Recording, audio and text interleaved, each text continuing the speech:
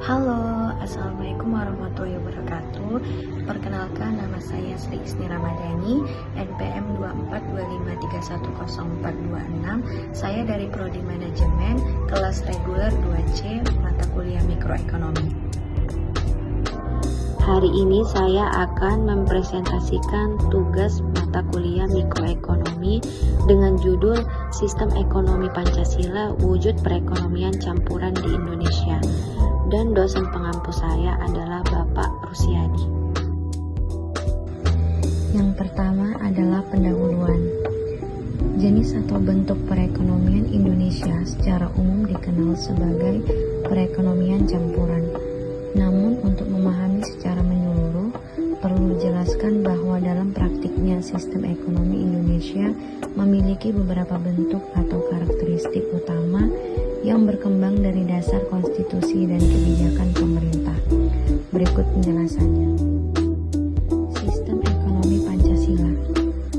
Sistem ekonomi Pancasila adalah sistem ekonomi khas Indonesia yang dilandaskan pada nilai-nilai Pancasila dan UUD 1945. Sistem ini menolak kapitalisme yang memberi kebebasan mutlak kepada individu dan juga menolak sosialisme yang menghapus hak milik pribadi. Tujuannya adalah menciptakan keadilan sosial bagi seluruh rakyat Indonesia.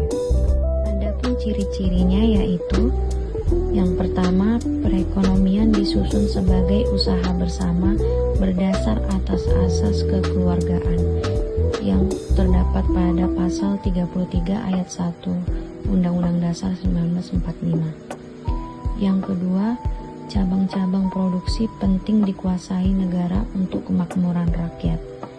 Yang ketiga, negara menguasai sumber daya alam strategis untuk kesejahteraan bersama. Yang keempat, adanya kerjasama antara pemerintah, swasta, dan masyarakat. Yang terakhir, keadilan dan kesejahteraan sosial menjadi tujuan utama, bukan keuntungan semata. Selanjutnya, sistem ekonomi campuran. Disebut campuran karena menggabungkan unsur ekonomi pasar atau liberal dan ekonomi terpusat atau sosialis. Pemerintah dan masyarakat sama-sama berperan dalam kegiatan ekonomi. Pemerintah mengatur dan mengawasi agar kegiatan ekonomi tidak merugikan rakyat, sementara sektor swasta diberi ruang untuk berusaha. Adapun ciri-ciri sistem ekonomi campuran adalah yang pertama, pemerintah berperan sebagai pengatur atau regulator dan pelaku ekonomi di sektor strategis. Yang kedua, swasta dan masyarakat boleh berperan aktif dalam sektor non-strategis. Yang ketiga, adanya keseimbangan antara efisiensi pasar dan pemerataan ekonomi. Yang terakhir, perlindungan terhadap usaha kecil, koperasi, dan UMKM. Selanjutnya ada sistem ekonomi kerakyatan, yaitu sistem ini menekankan bahwa rakyat harus menjadi pelaku utama dalam kegiatan ekonomi, bukan hanya penonton. Pemerintah berfungsi melindungi, membimbing, dan memperkuat ekonomi rakyat. Konsep ini erat kaitannya dengan koperasi, UMKM, dan ekonomi berbasis masyarakat.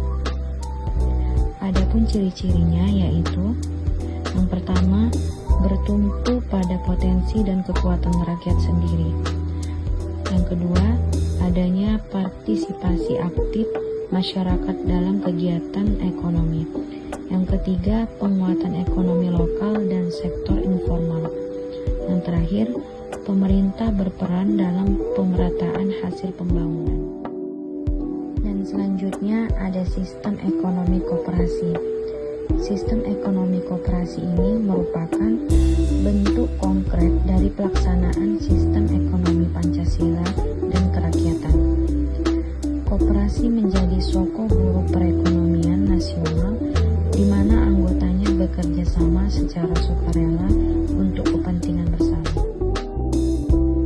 Adapun ciri-ciri sistem ekonomi koperasi adalah yang pertama, berdasarkan asas kekeluargaan dan gotong royong. Yang kedua, pembagian keuntungan berdasarkan partisipasi anggota, bukan modal. Yang ketiga, setiap anggota memiliki hak suara yang sama atau tidak bergantung pada modal. Yang terakhir, tujuannya kesejahteraan anggota, bukan keuntungan maksimal. Kesimpulannya yaitu, secara konstitusional dan praktis, bentuk perekonomian Indonesia adalah sistem ekonomi Pancasila atau ekonomi campuran yang berlandaskan pada asas kekeluargaan dan gotong royong dengan tujuan menciptakan kesejahteraan sosial bagi seluruh rakyat Indonesia. Sekian presentasi saya tentang sistem ekonomi Pancasila, wujud perekonomian campuran di Indonesia. Thanks for watching. Dah.